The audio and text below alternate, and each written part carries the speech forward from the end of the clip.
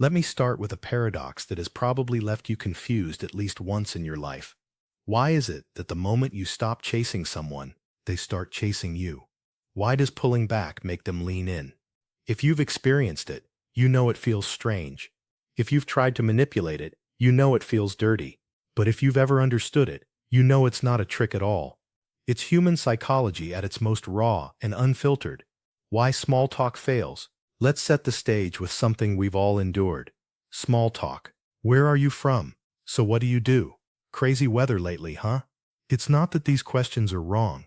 It's that they're dead, lifeless, predictable. They reveal nothing, risk nothing, and spark nothing. Here's the uncomfortable truth. Small talk is the language of disinterest. It's the verbal equivalent of being always available, safe, easy, forgettable. And just like in dating, availability kills desire. What truly drives someone crazy isn't shallow conversation, it's curiosity, genuine curiosity, the kind that makes someone feel seen, not scanned, desired, not tolerated. Desire thrives on scarcity. Think about it. When was the last time you obsessed over something you could have whenever you wanted? You didn't, because that's not how desire works. Desire needs friction. It thrives on uncertainty, breathes in scarcity, and grows in the space between having and not having.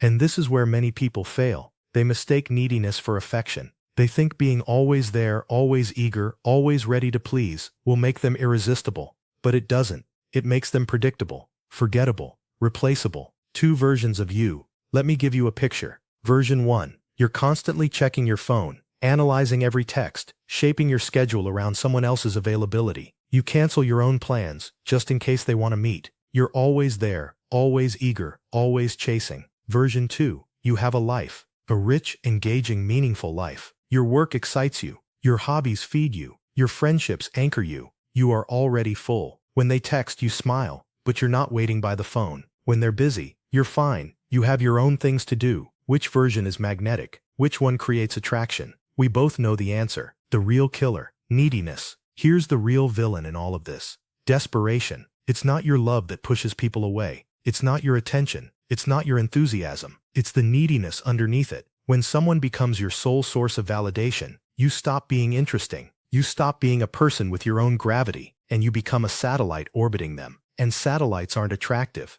They're predictable. Real indifference versus fake games. This is where people get it dangerously wrong. They think indifference means ignoring someone, withholding attention, or playing hard to get. That's not indifference. That's a performance. And people always feel when you're performing. Real indifference is different. It doesn't come from cruelty. It comes from fullness. It comes from having a life so meaningful, so abundant, that someone's attention is a delightful addition, not your oxygen supply. See the difference? One is manipulation. The other is freedom. The well-fed truth. Think of it like hunger. A starving man will eat anything. A well-fed man is selective.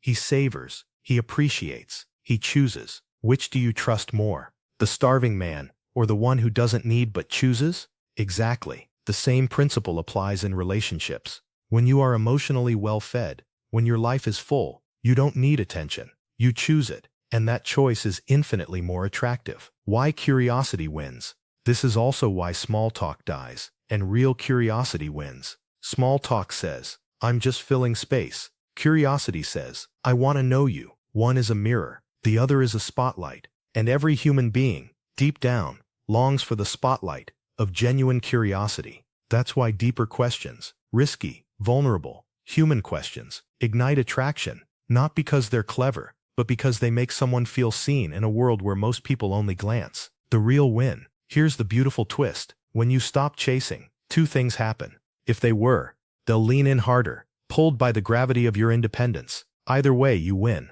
because the goal was never to make them want you more. The goal is to build a life so compelling, so full of purpose, that their wanting you is just one of many good things happening. So yes, pulling back works. Yes, curiosity seduces in ways small talk never can. But not because of manipulation, not because of games. It works because people are drawn to freedom, to presence, to those who are already whole. The most magnetic quality you can offer isn't your availability, your attention, or even your affection. It's your contentment, your ability to stand strong, full, and joyful, with or without them. That isn't indifference. That's freedom. And freedom, my friend, is irresistible.